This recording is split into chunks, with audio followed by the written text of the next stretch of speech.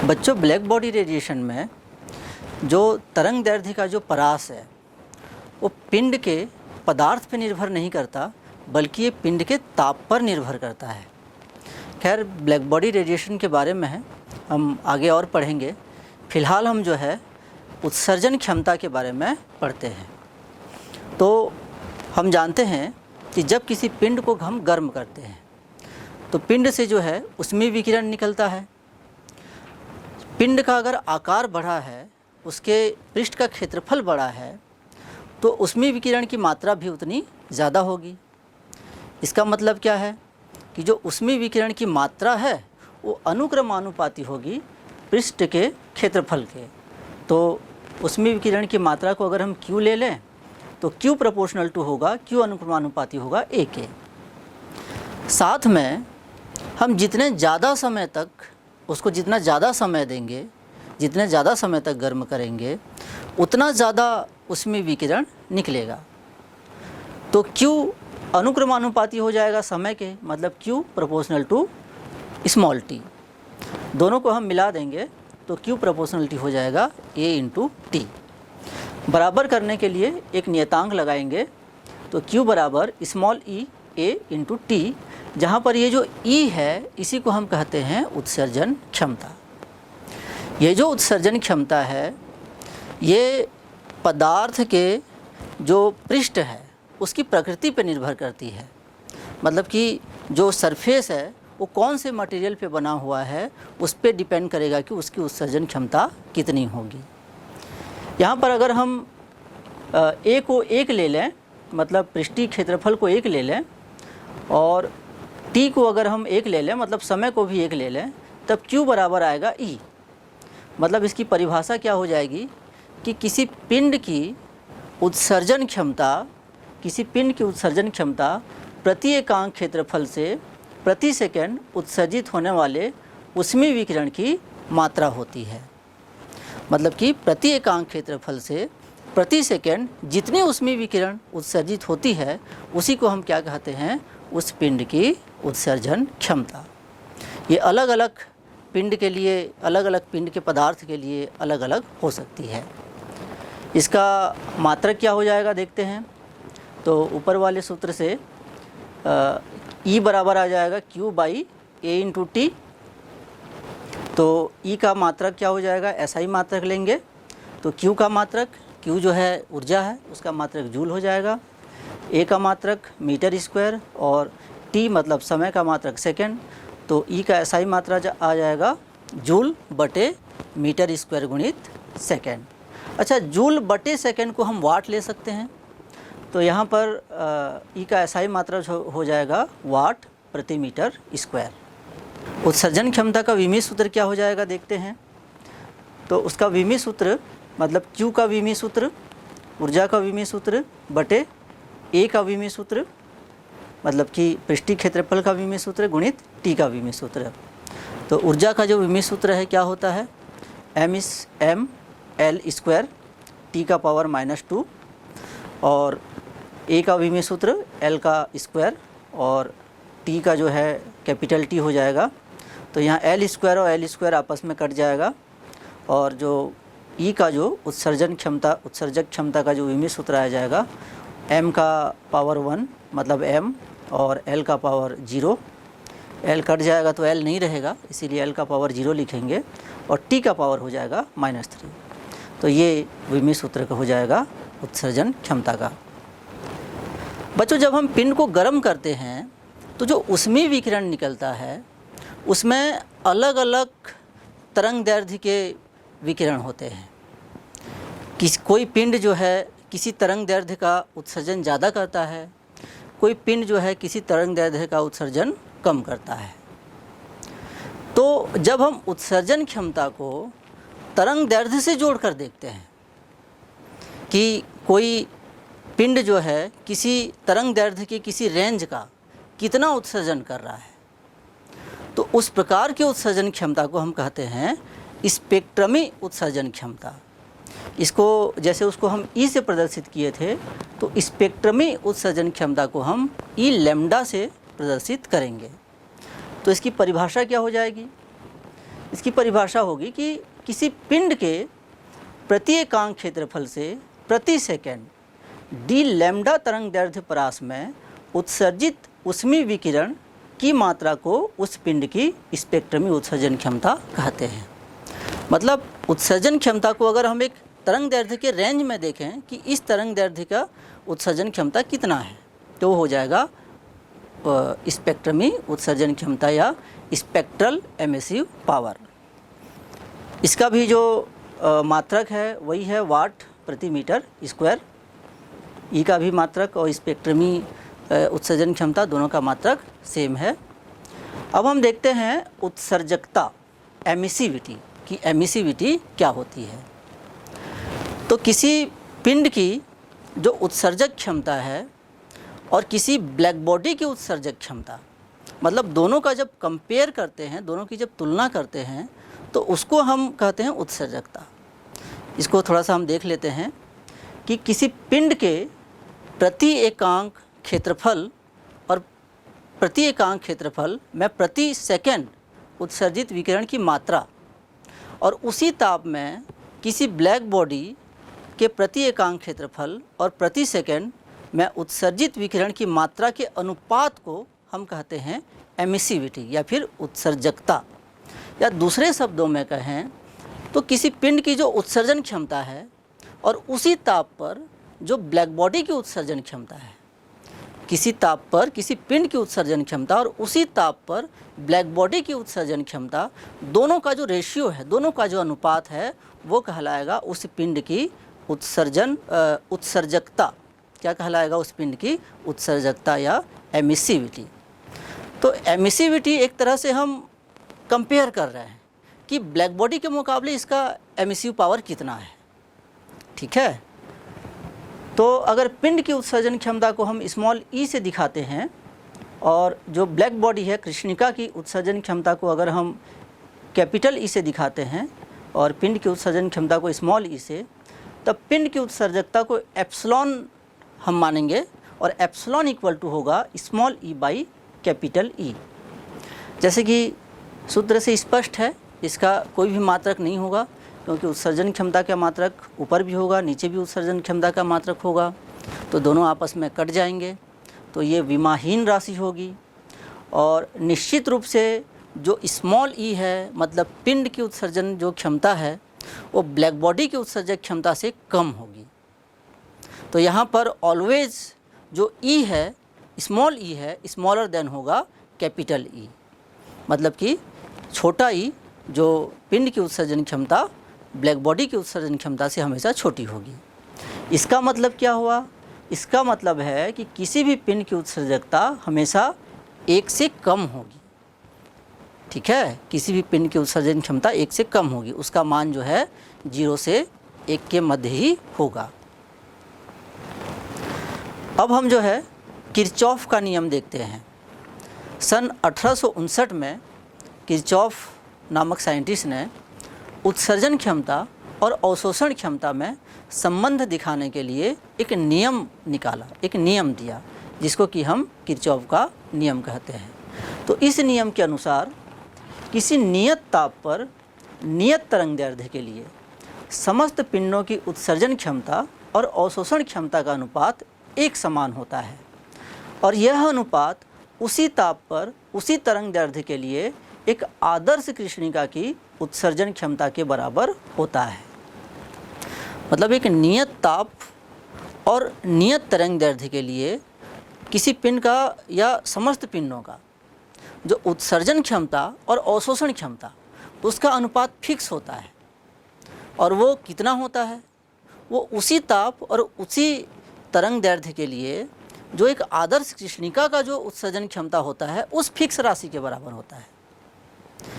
तो अगर हम ई लैम्डा को किसी पिंड का उत्सर्जन क्षमता माने और ए लैम्डा को अवशोषण क्षमता माने, तो ई लैम्डा बाई ए लैम्डा बराबर होगा कैपिटल ई लैम्डा, जहाँ कैपिटल ई लैम्डा क्या है? उस नियत ताप पर, उस नियत तरंग दैर्ध्य पर, उस नियत ताप तथा तरंग दैर्ध्य पर आदर्श कृष्णिका की उत्सर्जन क्षमता जो है उसको हम कैपिटल ई लैम्डा से दर्शाएंगे। यहाँ किसी नियत ताप के लिए जो आदर्श कृष्णिका है उसकी उत्सर्जन क्षमता जो है फिक्स होती है, नियत होती है। तो यहाँ पर क्या हो जाएगा, ई लैम्डा जो है, कैपिटल ई लैम्डा कांस्टेंट हो जाएगा, नियत हो जाएगा। तो उस सूत्र को आगे बढ़ाएंगे हम, तो ई लैम्डा मतलब स्मॉल ई लैम्डा बराबर कैपिटल ई लैम्डा इंटू ए लैम्डा। तो ये जो कैपिटल ई लैम्डा है वो फिक्स है, नियत है। तो इसको जब हम हटाएंगे तो सूत्र क्या हो जाएगा, small E lambda proportional to a lambda, मतलब कि उत्सर्जन क्षमता अनुक्रमानुपाती होगा अवशोषण क्षमता के। मतलब जितना ज़्यादा उत्सर्जन होगा उतना, जितना अच्छा अवशोषण होगा उतना अच्छा उत्सर्जन होगा। तो किरचॉफ के नियम का एक महत्वपूर्ण निष्कर्ष यहाँ पर निकलता है कि जो अच्छे उत्सर्जक हैं वो अच्छे अवशोषक भी होते हैं। ये बात महत्वपूर्ण है, आपको याद रखनी है कि हमेशा जो अच्छे उत्सर्जक हैं वो कैसे होते हैं, अच्छे अवशोषक भी होते हैं।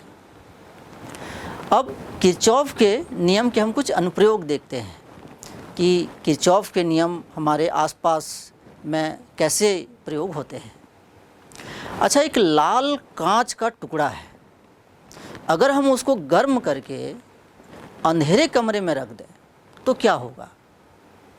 लाल कांच के टुकड़े को गर्म करके अंधेरे कमरे में रख देंगे तो हरा दिखेगा। यह आश्चर्यजनक आपको लग रहा होगा, लेकिन ये सत्य है। अब ये कैसे होता है, इसको हम किरचॉफ के नियम से समझते हैं। अच्छा देखिए, कोई भी चीज़ किसी भी रंग का दिखाई क्यों देता है। जैसे लाल रंग का ये कांच है, ये लाल रंग का दिखाई क्यों दे रहा है, क्योंकि इसमें जो श्वेत प्रकाश, जो 7 रंग का जो प्रकाश है आपतित हो रहा है, उसमें से सारे के सारे को ये अवशोषित कर रहा है। केवल लाल रंग तरंग दैर्ध्य वाले प्रकाश को रिफ्लेक्ट कर रहा है, परावर्तित कर रहा है, और बाकी को अवशोषित कर रहा है। इसी तरह से कोई चीज़ अगर हरा दिखाई दे रहा है तो हरा तरंग दैर्ध्य को वो परावर्तित कर रहा है और बाकी को क्या कर रहा है, वो अवशोषित कर रहा है। इसी तरह से हमें सारे रंग दिखाई देते हैं। अगर हमें बैंगनी रंग दिखाई दे रहा है, जैसे ये बैंगनी रंग है, तो इसका मतलब ये बैंगनी रंग के तरंग दैर्ध्य को परावर्तित कर रहा है। बाकी श्वेत प्रकाश में से बाकी सभी रंगों के तरंग दैर्ध्य को अवशोषित कर रहा है। तो कोई भी रंग दिखाई देने का कारण ये है कि वो पदार्थ उस रंग, जो रंग वो दिखाई दे रहा है, उस रंग के तरंग दैर्ध्य वाले प्रकाश को परावर्तित कर रहा है, बाकी को अवशोषित कर रहा है। तो यहाँ पर लाल रंग का ये जो कांच का टुकड़ा है, ये बाकी सभी रंगों को अवशोषित कर रहा है और लाल रंग के प्रकाश को, लाल रंग के तरंग दैर्ध्य के प्रकाश को परावर्तित कर दे रहा है। तो जब इसको हम गर्म करेंगे तो क्या होगा, ये बाकी लाल रंग छोड़ के बाकी जितने भी तरंग दैर्ध्य के प्रकाश हैं उसका अच्छा अवशोषक है। तो गर्म करेंगे तो उन सारे विकिरणों को ये अवशोषित करेगा। लाल रंग का अच्छा अवशोषक नहीं है, उसको परावर्तित कर देता है, तो बाकी सबको अवशोषित करेगा। तो जब इसको हम गर्म करने के बाद अंधेरे कमरे में रखेंगे तो जितने भी अलग अलग रंगों के किरणों को, अलग अलग रंग तरंग दैर्ध्य के किरणों को इसने अवशोषित किया है, उसको एमिट करेगा, उत्सर्जित करेगा। क्योंकि हमें किरचॉफ के नियम से पता है कि जो अच्छा अवशोषक है वो अच्छा उत्सर्जक है। जो जितने रंगों को इसने अवशोषित किया था उन सारों को क्या करेगा, उत्सर्जित करेगा। तो लाल रंग को छोड़ के बाकी जितने भी रंग हैं सबका जो कॉम्बिनेशन होता है वो हरे रंग के जैसा होता है। तो इसीलिए जो सारे रंग को जब वो उत्सर्जित करेगा तो वो कैसा दिखेगा, हरे रंग के जैसा दिखेगा। तो इस तरह से जब हम लाल रंग के कांच के टुकड़े को गर्म करके अंधेरे कमरे में रखेंगे तो वो हरे रंग का दिखाई देगा। इसी तरह से अगर हम हरे रंग के कांच के टुकड़े को गर्म करेंगे और अंधेरे कमरे में रखेंगे तो वो लाल रंग का दिखाई देगा। अच्छा, हमारे पास 2 बॉल हैं, एक चमकीला है, मान लेते हैं उसमें सिल्वर कोटेड है, और दूसरा ब्लैक है, मतलब काला है, उसमें दीप काजल जो है लगा हुआ है, लैंप काजल उसमें लगा हुआ है।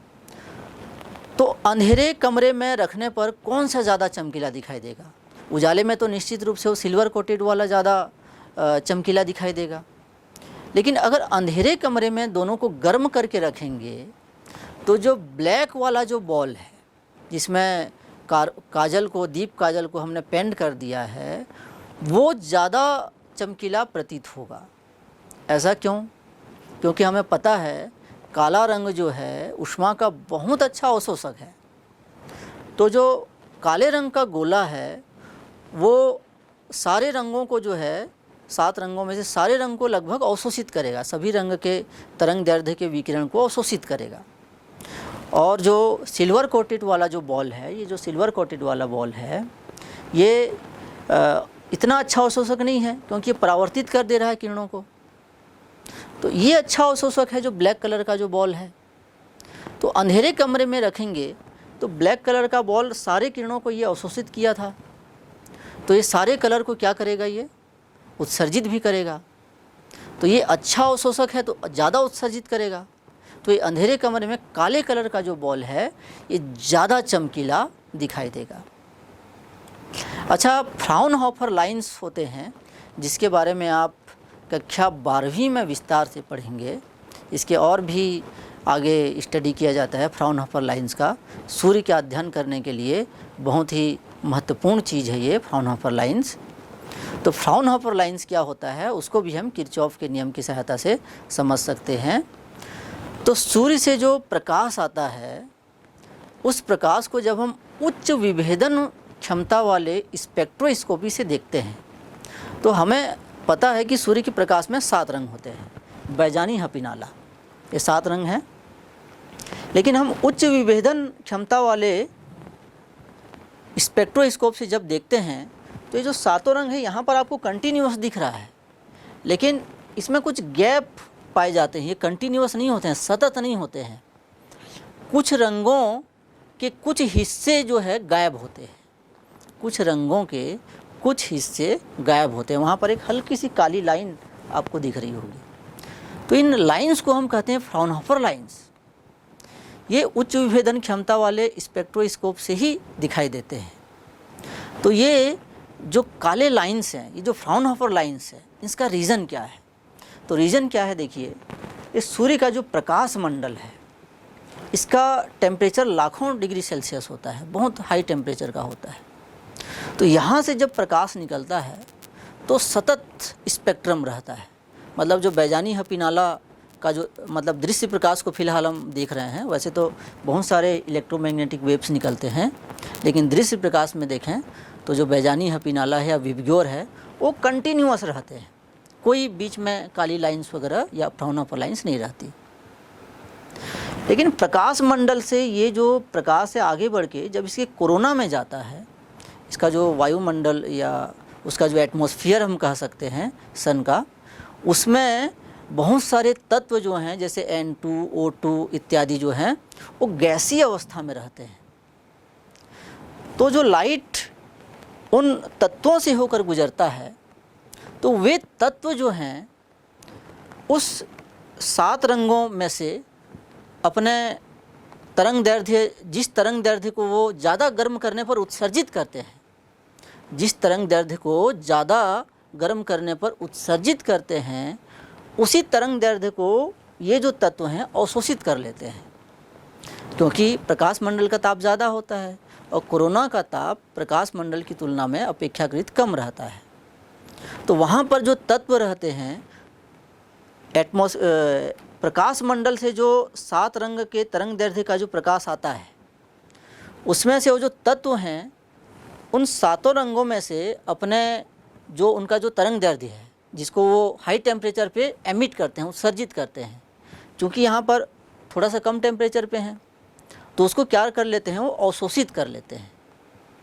और इस तरह से हमें जो है उस स्पेक्ट्रम में जो है इस तरह से काली लाइंस दिखाई देती है। इन काली लाइंस का अध्ययन करके हम ये पता करते हैं कि सूर्य के जो एटमॉस्फेयर है उसमें कौन कौन से तत्व मौजूद हैं। प्यारे बच्चों, अब हम ब्लैक बॉडी रेडिएशन में एनर्जी डिस्ट्रीब्यूशन देखते हैं। या फिर जो कृष्णिका विकिरण है उसमें ऊर्जा का वितरण किस प्रकार से होता है उसको देखते हैं। तो हम जानते हैं कि जो कृष्णिका है या जो ब्लैक बॉडी है वो बहुत अच्छा अवशोषक होता है, और हमें किरचॉफ के नियम से पता है कि जो अच्छा अवशोषक होता है वो उतना ही अच्छा उत्सर्जक होता है।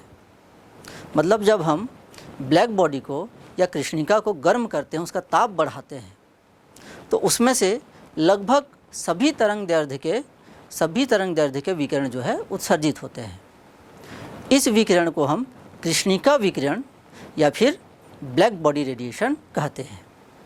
यहाँ फिर से एक बात ध्यान रखने योग्य है, जिसको मैं पहले भी बता चुका हूँ कि जो ब्लैक बॉडी रेडिएशन है वो ब्लैक बॉडी के पदार्थ पे निर्भर नहीं करता, ये ब्लैक बॉडी के ताप पे निर्भर करता है कि किस ताप पे किस वेवलेंथ का रेडिएशन एमिट होगा।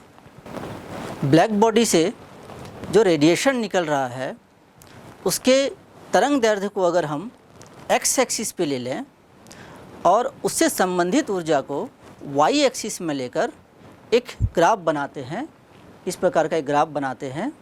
एक्स एक्सिस में हम जो ब्लैक बॉडी से रेडिएशन निकल रहा है उसको हम ले लेते हैं लैम्डा एक्स एक्सिस, और जो एनर्जी है उसको हम वाई एक्सिस पे ले लेते हैं, और ग्राफ बना के हम उसका अध्ययन कर सकते हैं कि जो एमिट हो रहा है रेडिएशन वो उसमें से क्या क्या निष्कर्ष निकलते हैं।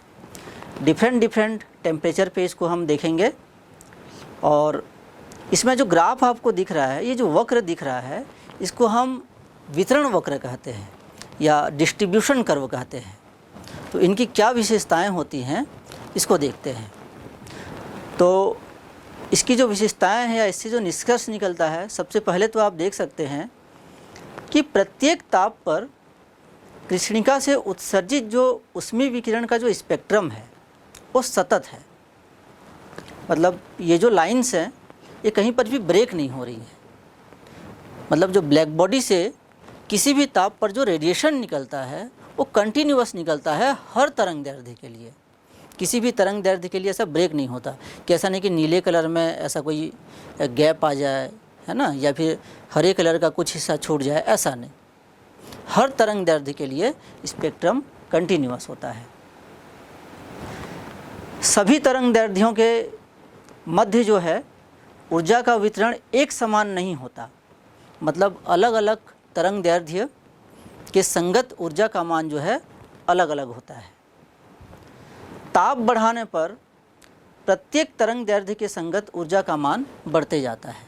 जैसे जैसे हम टेम्परेचर को इंक्रीज़ करते हैं तो हर तरंग दैर्ध्य के संगत जो ऊर्जा है वो बढ़ते जाती है। नेक्स्ट पॉइंट है, यहाँ आप देखिए कि तरंग दैर्ध्य का मान बढ़ाने पर ऊर्जा का मान जो है बढ़ते जा रहा है। तरंग दैर्ध्य का मान जब हम बढ़ाते हैं एक्स एक्सिस में तो एनर्जी का मान जो है बढ़ते जा रहा है। एनर्जी का मान एक जगह हाईएस्ट हो रहा है। एक खास तरंग दैर्ध्य के लिए एनर्जी का मान हाईएस्ट होगा। उस खास तरंग दैर्ध्य को हम लैम्डा एम से प्रदर्शित करेंगे। लैम्डा एम मतलब कि लैम्डा मैक्सिमम। उस लैम्डा के लिए, उस तरंग दैर्ध्य के लिए एनर्जी हाईएस्ट होगा। उसके बाद भी अगर हम तरंग दैर्ध्य को बढ़ाते हैं तो एनर्जी बढ़ने के बजाय कम होते जा रही है। तो इस तरह से एक बन रहा है, एक पर्वत जैसे, मतलब एक ऊपर जा रहा है फिर नीचे आ रहा है। तो एक खास तरंग दैर्ध्य के लिए एनर्जी का मान हाईएस्ट होगा और उसके बाद फिर नीचे आएगा। तो ये इसकी खासियत है। अच्छा, जैसे जैसे कृष्णिका के ताप को बढ़ाते हैं, जैसे इस प्रयोग को हम अलग अलग ताप के लिए किए हैं, इस ग्राफ को जो है हम अलग अलग ताप के लिए बनाए हैं। तो जैसे जैसे कृष्णिका के ताप को हम बढ़ाते हैं तो क्या देखते हैं कि जो लैम्डा एम का जो वैल्यू है वो कम होते जा रहा है। जो अधिकतम एनर्जी के संगत जो तरंग दैर्ध्य है, अधिकतम एनर्जी के संगत जो तरंग दैर्ध्य है उसका मान कम होते जा रहा है। वो वाई एक्सिस की ओर खिसक रहा है, आप देख पा रहे होंगे। जो काले वाली की चोटी है थोड़ा सा इधर है, उधर है, फिर जो नीले वाले की थोड़ा सा खिसकी है वाई एक्सिस की तरफ, और जो एकदम ब्लू है ना, ये थोड़ा सा नीचे का आसमानी है। और ऊपर का ब्लू है वो और वाई एक्सिस की तरफ खिसकी है, हरे वाले की जो चोटी है और वाई एक्सिस की तरफ खिसकी है, लाल की खिसकी है, आपको दिखाई पड़ रहा होगा। तो टेम्परेचर जैसे जैसे हम बढ़ा रहे हैं, जैसे सबसे ऊपर का जो टेम्परेचर है वो 5500 केल्विन है, फिर ये हरे वाले का 5000 केल्विन, ये नीले वाले का ब्लू का 4500, ये जो आसमानी कलर का है 4000 केल्विन, और ये जो सबसे नीचे में काले रंग का जो वितरण वक्र है उसका है 3500 केल्विन। तो तापमान को बढ़ा रहे हैं तो आप देख सकते हैं कि जो मैक्सिमम वैल्यू है लैम्डा एम का, जिसके संगत एनर्जी मैक्सिमम मिलती है, उसका मान जो है वाई एक्सिस की तरफ खिसकते जा रहा है। तो इसको हम यूँ कह सकते हैं कि लैम्डा एम गणितीय रूप में अगर हम कहें तो lambda M proportional to 1/t, मतलब कि लैम्डा एम जो है टी के परम ताप के व्युत्क्रमानुपाती होता है। और यही जो है वीन का विस्थापन नियम है, जिसके बारे में हम आगे चर्चा करेंगे।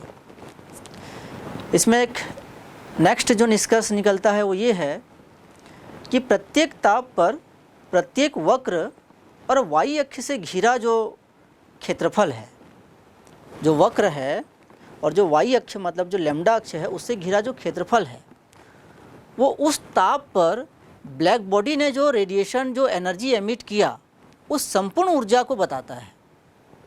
वो जो वक्र है और वो जो एक्स एक्सिस के बीच का और वो जो वक्र के बीच का, दोनों के बीच का जो एरिया है, ये जो एरिया है वो एरिया क्या बताएगा, उस टेम्परेचर पे उस ब्लैक बॉडी ने जितना टोटल एनर्जी एमिट किया, जितना ऊर्जा उसने उत्सर्जित किया, वो कुल ऊर्जा को बताता है वो जो क्षेत्रफल है। तो देखिए जैसे जैसे हम तापमान बढ़ाएंगे तो क्षेत्रफल बढ़ते जाएगा, मतलब कुल उत्सर्जित ऊर्जा भी बढ़ते जा रही है। देखिए जो काले रंग का जो वक्र है सबसे नीचे 3500 केल्विन पे, उसका और जो लैम्डा वाला जो एक्सिस है, एक्स एक्सिस है, उसका क्षेत्रफल निश्चित रूप से जो ऊपर जो आसमानी रंग का जो है 4000 केल्विन वाला जो वितरण वक्र है उसके क्षेत्रफल से कम होगा, लाल वाले का सबसे ज़्यादा होगा। तो टेम्परेचर जैसे बढ़ाएंगे जो एरिया है, मतलब कर्व और जो एक्स एक्सिस के बीच का एरिया है बढ़ते जाता है, मतलब कि जो टोटल रेडिएशन, जो टोटल जो एनर्जी है जो एमिट कर रहा है ब्लैक बॉडी, उसका वैल्यू भी टेम्परेचर बढ़ने के साथ बढ़ते जाता है। ये निष्कर्ष हमें इस ग्राफ से निकलता है। और ये जो निष्कर्ष है ये इसको गणितीय रूप में अगर हम देखें तो हम यूँ कह सकते हैं कि ई लैम्डा, मतलब हम जो टोटल जो एनर्जी एमिट हो रहा है उसको हम ई लैम्डा से दिखाएं, टोटल जो ऊर्जा जो उत्सर्जित हो रहा है वो ई लैम्डा से दिखाएं, तो ई लैम्डा प्रोपोर्शनल टू होगा परम ताप के चतुर्थ घात के, ई लैम्डा प्रोपोर्शनल टी का पावर 4। और ये जो गणितीय रूप है ये क्या है, ये स्टीफन बोल्ट्जमैन का नियम है, स्टीफन बोल्ट्जमैन का नियम। इसके बारे में भी हम आगे चर्चा करेंगे। तो इस प्रकार से ये 6 निष्कर्ष निकलते हैं ब्लैक बॉडी रेडिएशन का जो एनर्जी डिस्ट्रीब्यूशन है इसके ग्राफ से।